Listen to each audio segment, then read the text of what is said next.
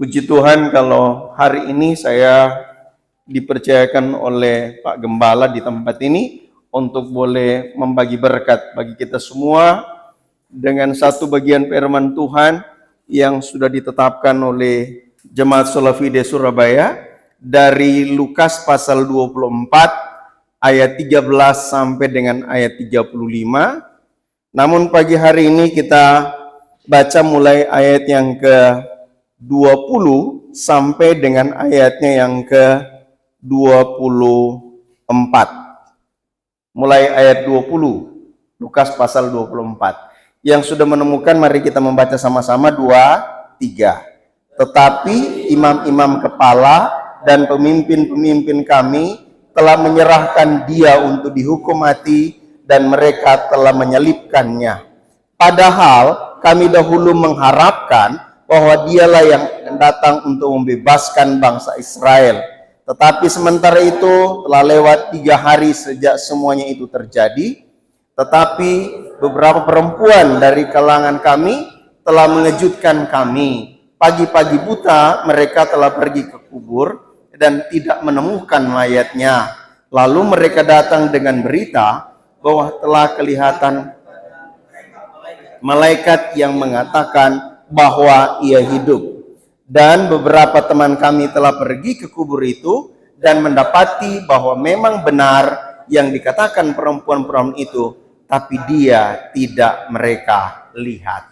Demikian jauh pembacaan firman Tuhan. Tema kita pagi hari ini yang diserahkan pada saya adalah pulih dari kecewa. Kebangkitannya memulihkan kita dari kecewa. Ada yang kecewa di sini? Jemaat yang dikasihi Tuhan, kecewa adalah perasaan yang tidak senang karena tidak terkabul keinginannya. Ada? Ada yang keinginannya belum terkabul? Haleluya. Mungkin mobil baru belum, motor baru belum, atau mungkin pacar belum, atau pasangan hidup belum, atau mungkin diharapkan ini pasangan hidup, tahu-tahu dia jadian sama orang lain. Kecewa enggak? Tapi di sini enggak ada toh? Kalau ada, mari kita sama-sama belajar tentang pulih dari kecewa. Ya. Karena rupanya lewat cerita ini kita belajar orang yang mengikut Tuhan. Orang yang sekian tahun dengan Tuhan Yesus dan melihat mujizat demi mujizat tidak menjamin dia tidak kecewa. Jadi tidak usah rasa kecil kalau ada di antara kita jemaatnya Tuhan, ya gereja ini yang kecewa. Sekarang saya tanya lagi, ada yang kecewa? Nggak usah khotbah kalau begitu, nggak ada yang kecewa Pak Tuhan. Baik, saudara yang dikasihi Tuhan, dikatakan dalam ayat itu tadi, ya, ayat 21, padahal kami dahulu mengharapkan bahwa dialah yang datang untuk membebaskan bangsa Israel. Tetapi sementara itu telah lewat 3 hari sejak semuanya itu terjadi. Ini menandakan kekecewaan 2 murid, ya, yang berjalan ke Emmaus. Ya, kerangka kita hari ini terbagi dari 4 bagian.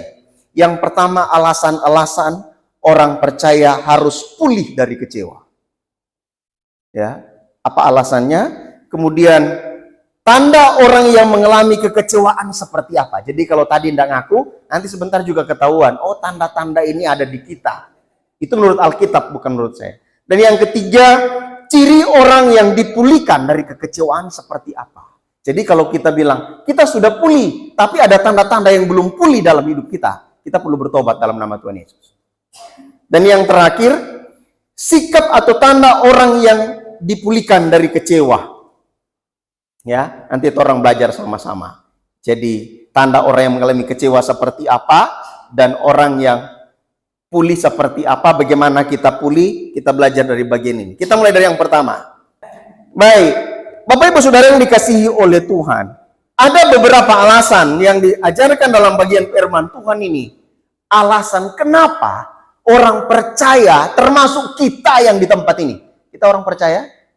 Coba lambaikan tangan yang percaya. Nah, turun tangan. Yang tidak percaya? Semua percaya. Nah, alasan kita harus sebagai orang percaya harus pulih dari kecewa, harus lepas dari kecewa. Ya, kalau kita baca Amsal pasal berapa itu? 24 ayat 10. Jika engkau tawar hati pada masa kesesakan, kecilah kekuatanmu. Halo? Sekarang Indonesia bahkan dunia lagi masuk masa-masa kesesakan. Dan jika kita tawar sebagai anak Tuhan, itu tandanya kekuatan kita kecil. Betul? Halo? Saya tidak tahu ini lapar atau takut. Atau AC-nya kurang dingin. Ya. Atau lagi kecewa berat semua. Saudara yang dikasihi Tuhan. Kalau saudara lagi kecewa berat, itu tandanya puji Tuhan. Saudara hari ini ada di tempat ini. Alasan yang pertama, kita lihat ayat 22 dari Lukas pasal 24 ini. Ya. Mulai ayat 22. Yang bawa Alkitab, mari kita baca sama-sama. Sampai dengan ayat yang ke-24. 1, 2, 3. Tetapi beberapa perempuan dari kalangan kami telah menunjuk. Pagi-pagi buta, mereka telah pergi ke kubur dan tidak menemukan mayatnya. Lalu mereka datang dengan berita bahwa telah kelihatan kepada mereka malaikat-malaikat yang mengatakan bahwa ia hidup. Dan beberapa teman kami telah pergi ke kubur itu dan mendapati bahwa mereka memang benar yang dikatakan perempuan-perempuan itu, tetapi dia tidak mereka lihat. Perhatikan ya. Ini yang menjadi alasan yang pertama. Karena apa? Murid-murid tidak percaya dengan perkataan-perkataan Tuhan Yesus yang adalah firman itu sendiri, yang adalah firman Tuhan yang dikatakan sebelum hal itu terjadi. Betul? Ada berapa kali Tuhan Yesus kasih tahu kepada murid-muridnya, dia akan menderita, akan mati, dan akan bangkit. Saya diizinkan Tuhan disuruh khotbah di beberapa tempat di Sulawesi dalam rangka Jumat Agung kemarin dan Paskah. Saya di Sulawesi Utara dan saya melihat orang sana itu ramai sekali. Ya, gereja bikin acara-acara waktu Paskah. Ada yang ke pantai bikin ibadah apa namanya? Pantai. Ya, ada yang ke gunung bikin ibadah apa namanya? Pada. Macam-macam. Tapi yang saya perhatikan, khususnya bapak-bapak, bukan bapak-bapak di sini, ini di Manado. Pulang dari ibadah itu wajahnya merah. Baunya seperti CT begitu. Ya. Makanya saya tanya di jemaat yang saya khotbah, bapak-bapak ini dulu begitu? Oh iya Pak, mesti itu. Kan dingin di gunung, kan dingin di pantai. Di sini ada? Halo? Jadi rayakan kebangkitan itu bawa apa? CT. Ada di sini yang rayakan kebangkitan bawa CT? Aqua. Aqua yang isi CT maksudnya. Oh, di sana bapak-bapak pintar, lain bapak-bapak di sini, ini bapak di sana. Oh, apa itu, Pak? Aqua, tenang aja. Tapi baunya lain. Itu namanya cap tikus. Ya. Saya bilang bapak-bapak di gereja yang saya bimbing, saya gembalakan, saya bilang, enggak usah bohong karena itu pekerjaan kita waktu lalu sebelum bertobat. Oh iya, Pak. Iya, jadi Bapak dulu peminum. Amat sangat, aku bilang. Ya, istri saya yang temannya Pak Teguh itu, kalau saya mabuk di tepi pantai, dia tarik ke perahu kayak ikan gitu. Ditarik dia, taruh di atas perahu. Karena tempat kita itu berbatu-batu pantainya dan bergunung-gunung. Jadi kalau orang mabuk lewat gunung, lewat batu, bisa mati sampai rumah. Jadi istri karena cintanya, datang pakai perahu di pantai yang sebelah, tarik kayak seperti ikan karena mau angkat, nggak mungkin. Jadi saya bilang dengan jemaat, saya tahu persis bapak-bapak yang rayakan Paskah itu. Ini di Manado, bukan di sini ya. Di sini enggak ada toh? Woi, enggak ada ya? Orang-orang muda enggak ada toh? Yang lain ini, lain. Astaga, dia ini. Karena apa? Tidak memahami dan tidak mengalami namanya kuasa kebangkitan. Karena orang yang mengalami kuasa kebangkitan, 1 Petrus 1 ayat 3 bilang apa? Kita menjadi manusia baru. Sudah jadi manusia baru? Sudah rayakan Paskah kemarin semua? Coba periksa, sudah jadi manusia baru? Sedikit aja yang bilang amin. Coba lambaikan tangan yang manusia baru. Turun tangan. Yang belum manusia baru. Haleluya. Terlambat saya khotbah ini berarti. Saudara yang dikasihi Tuhan, tidak percaya dengan perkataan Tuhan Yesus. Nah, itu murid-murid, bagaimana dengan jemaat yang ada di Solafide? Percaya dengan firman Tuhan?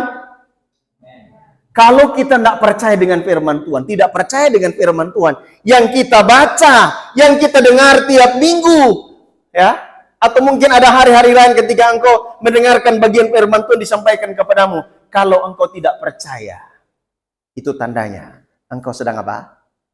Kecewa. Yang paling banyak di orang muda, kecewa waktu mana? Dia lagi bergumul 2 tahun, 3 tahun, supaya jadian sama orang ini, tahu-tahu tidak jadi. Yang lebih parah dia sudah jadi, yang saya lihat ada itu di cerita di YouTube itu, dia kerja sebagai kuli bangunan supaya pacarnya ini bisa kuliah. Setelah selesai kuliah, dia menikah dengan orang lain. Kecewa tidak? Sakit itu bukan cuma di sini, tapi sampai belakang sini sakitnya. Ya? Ada yang di sini begini? Halo? Diam-diam begini mencurigakan, Pak Tuhan. Ya?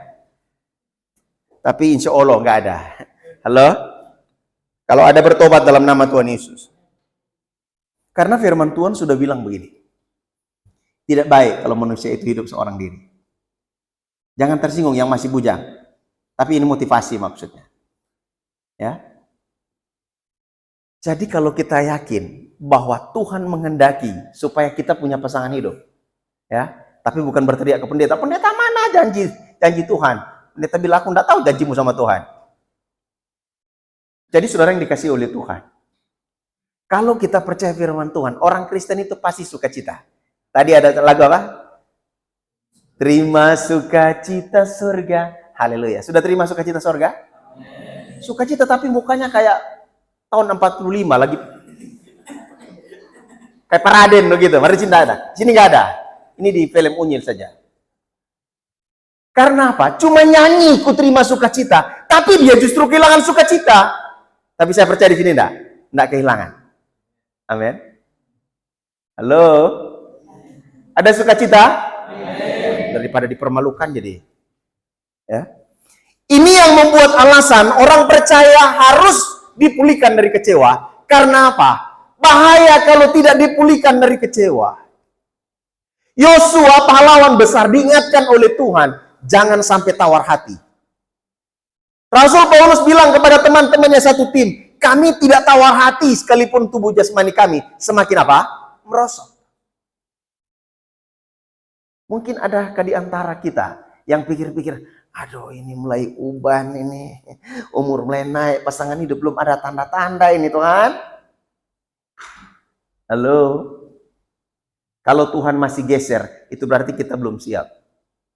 Tapi percaya dia sanggup berikan yang terbaik. Amin. Jangan paksa Tuhan. Masih ingat cerita Adam dan Hawa? Kan Tuhan buat dia tertidur, toh? Bagaimana kalau Hawa belum selesai? Adam tiba-tiba bilang begini, sudah cukup Tuhan, begitu aja cukup. Kadang-kadang kita tidak sabar. Tapi di Manado ini, di Surabaya enggak. Kadang-kadang kita tidak sabar. Ya. Nah, yang tidak sabar begini perlu bertobat dalam nama Tuhan Yesus. Karena kami layani banyak keluarga Kristen, bahkan keluarga hamba-hamba Tuhan yang kecewa. Karena apa? Tidak melibatkan Tuhan dalam apa? Cari jodoh. Loh, cari jodoh jadi kecewa. Karena biasanya masalah jodoh, masalah istri, masalah suami, sampai membawa kekecewaan itu bisa turun sampai ke anak-anak kita. Tapi di sini mudah-mudahan tidak ada. Kalau ada bertobat dalam nama Tuhan Yesus, karena engkau sedang menjadi senjata setan untuk menghancurkan dirimu, menghancurkan keluargamu, menghancurkan orang-orang di mana kau berada. Itu orang yang lagi kecewa. Ya. Yang kedua, jadi karena apa? Masih ada murid-murid yang tidak percaya. Maria Magdalena pun tidak percaya. Dan saudara lihat tanda-tanda orang tidak percaya, dia tidak mengalami suasana ilahi ketika bercakap-cakap dengan malaikat Tuhan. Ya, ketika dia sejumpa Tuhan pun dia tidak melihat mengerti itu. Jadi rawan kalau kita tidak dipulihkan dari kecewa. Kita tidak akan mengalami saat-saat indah bersekutu dengan Tuhan. Sekalipun engkau nyanyi satu hari satu malam, ku mau menyembahmu Tuhan, sampai pagi pun kau tidak akan nikmati penyembahan dengan Tuhan. Ada pengalaman seorang hamba Tuhan senior orang Ambon, ya. Ketika dia lagi persiapkan khotbah di kantornya, tiba-tiba ini di Ambon, ada orang menyanyi di depan rumah itu, di depan kantornya. Sambil mama bakar sagu, mama tabakar deng sagu-sagu. Lari di pendeta keluar, sampai di luar rupanya orang gila. Di sini ada yang gila? Enggak lah, keterlaluan ini pendeta masih tanya orang gila. Tapi kenyataannya banyak sekali, ada orang hanya bisa nyanyi lagu rohani loh, tapi tidak menikmati suasana-suasana itu. Ya, mereka bilang gini, ngapain itu lagu-lagu di Kidung Jemaat itu, lagu kuno itu. Ya, tapi saudara tahu, banyak lagu-lagu kuno itu yang buat orang mengalami perjumpaan dengan Tuhan. Saudara yang dikasih oleh Tuhan, kita balik ke firman Tuhan. Nanti kasih tahu kalau sudah lama ya. Jarang-jarang khotbah di Solovide. 2 jam. Haleluya. Alasan yang kedua ada pada ayat 25. Jadi ayat 22 sampai 24 mengajar kita semua hari ini. Cek dalam hidup kita. Kita yang sudah ikut Tuhan selama ini, kita yang sudah melayani Tuhan selama ini, tapi masih kecewa, ya, itu karena engkau tidak percaya dengan firman Tuhan. Karena firman Tuhan bilang apa? Dia berkuasa menjadikan dari yang tidak ada menjadi ada dengan firman. Amin. Kita suka nyanyi, orang Kristen kayak, bagi Tuhan tak ada yang mustahil, tapi waktu diputuskan pacar, rasa mati dia. Satu waktu ada mahasiswa yang pelayanan di tempat kita di Pulau Lembe itu. Saya pulang dari tempat pelayanan di Manado, tiba-tiba lihat, kenapa ini anak matanya bengkak? Kenapa Sisil? Saya tanya gitu. Enggak Pak, enggak apa-apa. Saya tanya teman-teman, kenapa dia? Ya, memang anak satunya agak sensitif karena dia sakit waktu itu. Ya, aku tanya dengan teman-temannya, apa kalian susahin dia? Oh enggak Pak. Terus kenapa dia nangis? Diputuskan pacarnya. Saya panggil dia, kan mentor toh. Saya nasihati, kamu percaya Tuhan turut bekerja dalam segala sesuatu untuk mendatangkan kebaikan? Percaya Pak. Sungguh-sungguh percaya? Percaya Pak. Kalau kau percaya pacarmu itu yang gendut, ya,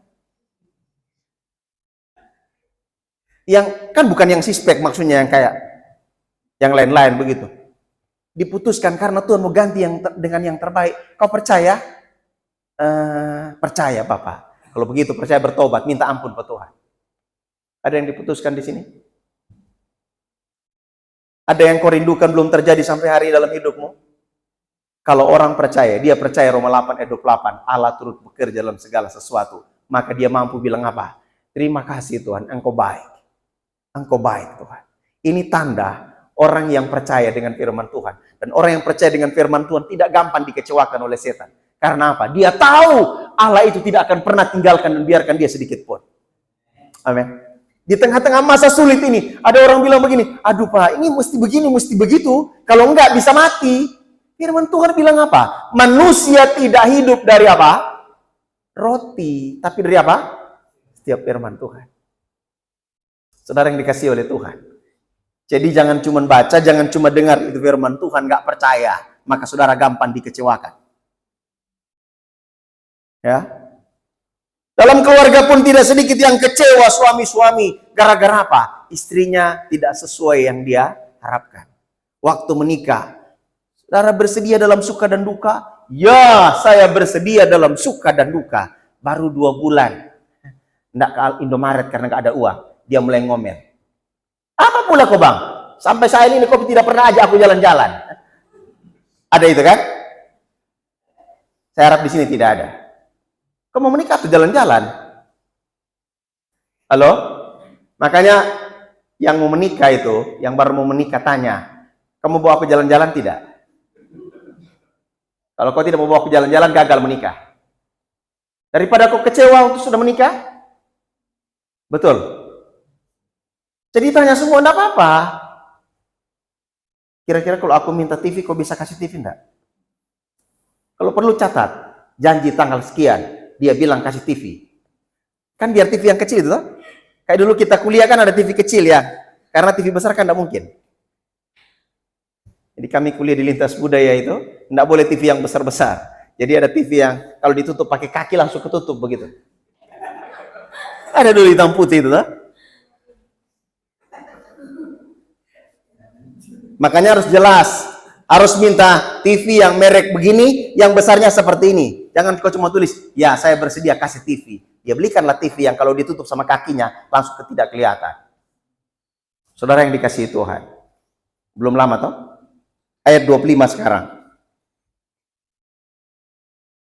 Pasal 24 ayat 25, 1, 2, 3. Lalu ia berkata kepada mereka, hai kamu, tolong sambung. Stop sampai situ. Ini alasan yang kedua, kenapa orang percaya, murid-murid Tuhan harus lepas dari kecewa. Karena apa? Akan digolongkan sebagai orang-orang apa? Ada yang bodoh di sini? Coba angkat tangan yang bodoh. Siapa berani angkat tangan? Ingat satu waktu saya diizinkan oleh Tuhan itu khotbah di depan profesor-profesor. Dosen-dosen ya di Manado. Ada teman kami yang meninggal, Pendeta Marta. Dan itu keluarganya, jemaat di sana itu, tetangga-tetangga itu profesor-profesor. Nah, saya khotbah dari Efesus 5 ayat 17 itu, Pak. Jangan kamu bodoh. Waktu saya bilang ini, langsung khotbah begini. Ini profesor dibilang bodoh. Ya. Terus saya bilang begini, yang Paulus maksudkan bodoh bukan tidak sekolah. Baru mulai redup matanya. Tadi kan, apa kau? Berani khotbah profesor bodoh. Yang dimaksudkan Paulus bodoh di jemaat Efesus bukan tidak sekolah, bukan tidak bisa baca, tapi yang dimaksudkan bodoh adalah orang-orang yang tidak mengerti kehendak Tuhan. Makanya saya sambung kemudian. Janganlah kamu bodoh, tapi usahakan kamu mengerti kehendak Tuhan. Amin. Mengerti kehendak Tuhan? Jadi kalau Tuhan kasih putus dengan pacarmu, jangan ngomel, Tuhan aku mau berhenti melayani Tuhan, aku berhenti sekolah teologi ya, pacarku diputuskan. Ada yang begini? Woi mahasiswa, ada? Halo? Nggak ada. Karena nggak ada jawaban soalnya. Kalau kita tidak diputuskan, tidak dilepaskan dari kecewa, maka kita tergolong orang-orang yang bodoh. Ya. Pintar, insinyur. Saya pernah lihat, ya, suaminya insinyur, istrinya dokteranda waktu itu, tapi ke dukun. Dukunnya kelas berapa? Tidak tamat, kelas 3 SD. Ya. Dan mau dikucek-kucek sama dukun itu. Diludahi sama dukun itu. Saya lihat sendiri, astaga. Istrinya itu dokteranda, suaminya insinyur. Karena kalau kita sedang dibodohi oleh setan, berapapun tingginya sekolahmu, ya, mau profesor, dokter kotor dan segala macam itu, akan dibodohi oleh setan. Kalau engkau tidak percaya dengan firman Tuhan. Karena apa? Mau aja dibilang begini, Bapak dan Ibu harus cari ayam hitam, matanya merah, kakinya putih, telurnya hitam. Gila enggak ini? Stres ini insinyur sama dokter, cari di mana ayam macam begini? Tapi ada orang-orang yang dibodohi oleh setan. Karena apa? Tidak punya roh Tuhan. Amin. Itu sebabnya kenapa orang percaya itu jangan cuma rayakan kebangkitan Tuhan, tapi harus alami kuasa kebangkitan itu supaya engkau dilahirkan kembali. Amin.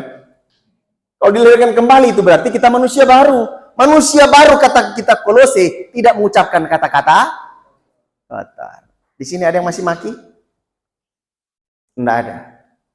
Masih ada yang kasar? Cepat-cepat turun, enggak ada.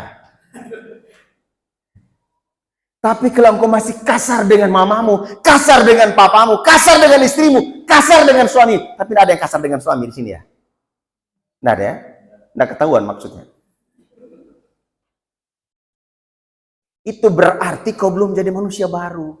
Karena kalau manusia baru itu nampak buah-buah roh, sukacita, apalagi ibu-ibu, lemah lembut. Sudah lemah lembut? Woi, sudah lemah lembut? Di sini tidak ada yang keras-keras toh? Karena manusia baru. Amin. Jadi yang masih kasar itu putuskan. Ya, ada yang tanya begini, Pak Jeff, kenapa kok begini? Ya, saya kalau luar pelayanan itu susah tidur, Pak Teguh. Ya. Jadi selesai khotbah begini, turun, ada aja yang mau ngajak ngomong, dan itu cukup lama, itu satu orang. Makanya kalau di Surabaya begini, wah Tuhan taruh jangkar dulu istilahnya gitu ya. Aduh, so kalau sudah keliling begitu, itu jangan harap waktu istirahatnya cukup. Ya, karena masih banyak dari keluarga saya yang sudah lama melayani Tuhan, tapi masih pemabuk. Sudah lama melayani Tuhan, tapi masih tukang selingkuh. Sudah lama melayani Tuhan, tapi caci makinya luar biasa. Ya, di sini nggak ada Pak ya? Halo?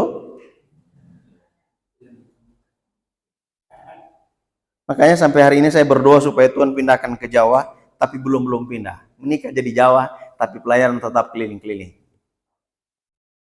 Ya, dan saya bersyukur karena saya tahu itu yang terbaik dari Tuhan. Yang kedua,